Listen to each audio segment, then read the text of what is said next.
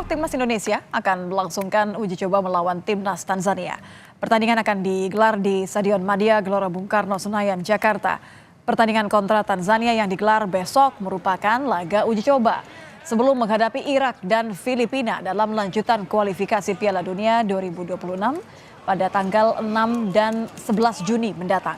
Dan dalam sesi latihan, sejumlah pemain andalan telah tampak bergabung. Di antaranya ada Pratama Arhan, Asnawi Mangkualam, dan Rafael Struijk.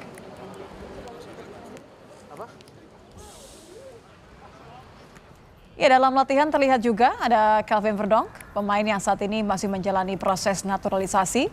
Pemain yang merumput di Liga Belanda ini terlihat mengikuti latihan ringan bersama skuad Shin Tae-yong. Menurut rencana pada Senin pekan depan, saudara, proses naturalisasi akan dilakukan di Komisi 3 dan 10 DPR.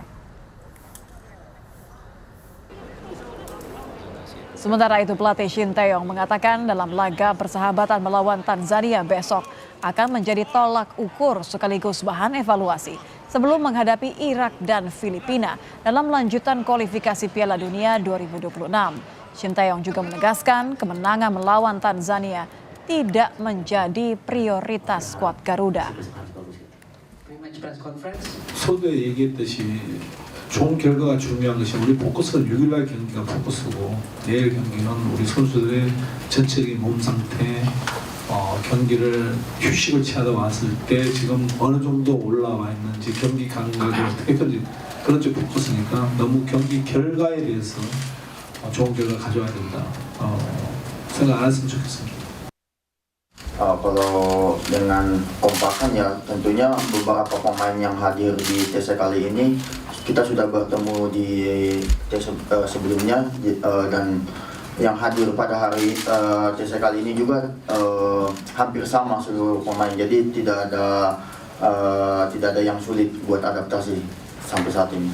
Semoga di pertandingan besok bisa memberikan yang terbaik dan terhindar dari cedera. Terima kasih. Sementara dalam lanjutan kualifikasi Piala Dunia 2026, 6 Juni mendatang, saudara, pemain timnas Indonesia Shane Patinama optimistis Indonesia bisa mengalahkan Irak di Stadion Utama Gelora Bung Karno Senayan, Jakarta. Shane yakin timnas Indonesia bisa memperoleh kemenangan dari tim manapun dan lolos ke putaran selanjutnya. Now I hope that it doesn't matter who scores, that we just win, because if we win against Iraq, we show that we are, in a good direction, and if we win also, we can go into the next stage in qualification. So I just think we are really confident, and we, what I say, it doesn't matter who scores. If we just win and we can go to the next round, it will be amazing. So. Ya, bicara mengenai persiapan menuju laga lanjutan kualifikasi Piala Dunia melawan Irak dan Filipina tanggal 6 dan 11 Juni mendatang, tentu semua bertanya-tanya seperti apa nanti jalannya laga timnas Indonesia melawan Tanzania di laga uji coba yang diyakini sebagai laga cek ombak timnas. Kita akan bahas bersama pengamat sepak bola Muhammad Kusnaini. Selamat malam, Bung Kus. Selamat malam, Nika. Nah, ini rapi jalinya bungkus sih saya anggap sebagai pertanda bahwa nampaknya persiapan kita juga cukup matang ya. Kan sebenarnya PSSI ketika sengaja memilih Tanzania, kita bisa lihat bahwa ini benar-benar sebagai persiapan cek ombak laga kualifikasi Piala Dunia nanti. Kalau melihat kekuatan yang kita punya dari pemain yang rata-rata ini kan baru seminggu terakhir ya berkumpul ya. Ini apakah laga melawan Tanzania nanti dikatakan bisa cocok untuk persiapan melawan Irak sekaligus cek ombak? Ya, jadi uji coba kali ini saya pikir memiliki dimensi jangka pendek dan jangka panjang ya. Jangka pendeknya adalah bagian dari keinginan Shin Tae-yong untuk melihat langsung permainan beberapa pemain yang baru dipanggil ya. Ada Kelvin Verdonk, kemudian di belakang juga ada Patinama kembali, kemudian juga beberapa nama juga kembali. Tapi pada saat bersamaan ada beberapa nama yang tidak bisa bermain, misalnya Jai Ijes yang masih harus bermain untuk klubnya di playoff Seri B untuk menuju Seri A. Dan itu saya pikir butuh perubahan terutama di sektor pertahanan. Masuknya Verdonk akan membuat persaingan di sisi bek kiri menjadi sangat padat ya. Ada Verdonk di sana, ada Pratama Arhan, kemudian ada Patinama. Jangan lupa kita juga masih punya Nathan Chuaon yang juga bisa main di posisi bek kiri. Di bek tengah sekarang juga pilihannya semakin banyak dengan kembalinya Jordi Amat. Itulah saya pikir yang menjadi alasan mengapa Shin Tae-yong penting memainkan sebuah pertandingan melawan tim yang kompetitif. Karena Tanzania ini meskipun di Afrika bukan tim utama ya, di bawah Mesir, di bawah Aljazair, di bawah Tapi kan di atas kita tetap ya.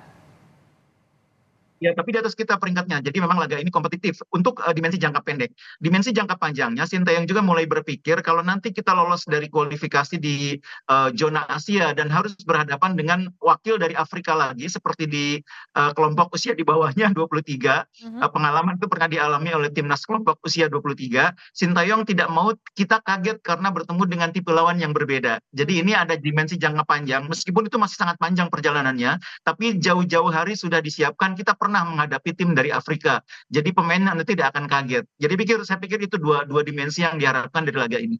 Oke, kalau kita bicara tadi Tanzania rankingnya tetap di atas timnas Indonesia, kira-kira di line up nanti akan ada kejutan nggak? Karena kan nggak mungkin kalau semua pemain andalannya ini dimainkan. Ya, dengan mengubah status pertandingan dari pertandingan yang mendapatkan poin jadi hanya pertandingan yang statusnya adalah training match, itu jelas Sintayong ingin melakukan perubahan. Jelas akan banyak eksperimen dan pemain-pemain yang belum pernah dimainkan pasti akan dimainkan di laga ini. Itu saya pikir perubahan status itu menggambarkan keinginan Sintayong untuk melakukan itu. Nah, menarik untuk melihat bagaimana kombinasi di lini pertahanan, misalnya nanti ketika tidak ada Jai Ijes, tapi kembali Jordi Amat, apakah Justin yang akan menjadi bagian dari trio di belakang bersama dengan Rizky Ridho, atau justru Sandy Walsh yang akan dimainkan sebagai bagian dari trio, apakah Calvin Verdong akan menjadi alternatif utama, apakah Patinama, itu hal-hal yang pasti akan diuji coba dalam pertandingan besok. Sintayong juga saya pikir akan mencoba memainkan Malik Rizaldi sebagai alternatif, karena Malik ini pemain yang banyak mendapatkan support dari para supporter agar diberi kesempatan, dan Sintayong akhirnya membuka ruang bagi dia untuk bergabung sesudah Malik tampil di final Liga 1. Ya, ini baru saja selesai berarti ya dari permainan kemarin. Kalau yang menarik ketika Sintayong mengatakan ini targetnya bukan skor, tapi uji coba fisik supaya bisa lawan Irak katakanlah 90 menit penuh ini akan maksimal. Artinya Anda juga melihat bahwa laga nanti melawan Tanzania juga jadi ajang utak-atik uji strateginya Sintayong ya. Kalau menurut Anda apa kemungkinan besar strategi yang akan paling teruji untuk digunakan tidak hanya melawan Tanzania tapi juga bisa dipakai melawan Irak?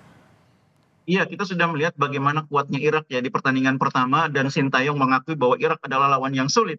Karena itu dia ingin melakukan sejumlah eksperimen memaksimalkan daya dobrak kita. Karena target Sintayong dan saya pikir harapan masyarakat Indonesia di laga ini kita bisa menang ya. Kita tidak perlu menunggu sampai laga terakhir untuk mendapatkan 3 poin. Kita kan hanya butuh 3 poin dari 2 laga. Nah, Ya. kalau bisa dapatkannya di laga pertama tentu lebih baik. Nah, karena itulah Sintayong saya pikir akan mencoba meramu formasi yang lebih ofensif dengan materi pemain yang ada, tapi pada saat bersamaan pertahanan tidak berkurang kekuatannya dengan masuknya lagi Jordi Amat, dengan adanya Verdong, dengan adanya Patinama. Ini diharapkan bisa lebih kuat pertahanan. Tapi bagaimana ramuannya untuk membuat lini depan lebih produktif? Karena itulah titik lemah kita selama beberapa pertandingan sebelumnya ya. Yang menarik tadi Anda katakan bahwa ya kalau bisa dapat poinnya ketika melawan Irak, ambil saja kesempatannya ya, nggak perlu nunggu Filipina. Tapi Anda melihat ini besar kemungkinan ya, mengingat Indonesia kan cuma butuh 1 kali kemenangan ya, tapi melawan Irak ini kan ya tidak semudah melawan Filipina. Betul, Irak ini kan salah satu tim di Asia yang pernah main di Piala Dunia ya, dan ini artinya level mereka cukup tinggi. Dan untuk itu memang yang paling realistis adalah meraih poin, tidak kalah tapi meraih poin. Jadi Tapi menurut saya hal yang juga tidak mustahil untuk mendapatkan kemenangan kalau melihat bagaimana tren permainan kita yang semakin membaik di 2 laga terakhir ketika melawan Vietnam.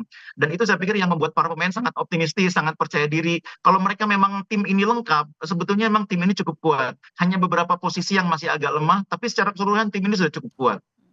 Oke. Jadi kalau untuk mempersiapkan pastinya ya, tidak hanya melawan Tanzania sebagai cek ombak yang cukup baik begitu, apa yang harus dipersiapkan tidak boleh tidak untuk memastikan bahwa ya 1 kemenangan ini atau 3 poin ini benar-benar ada di tangan?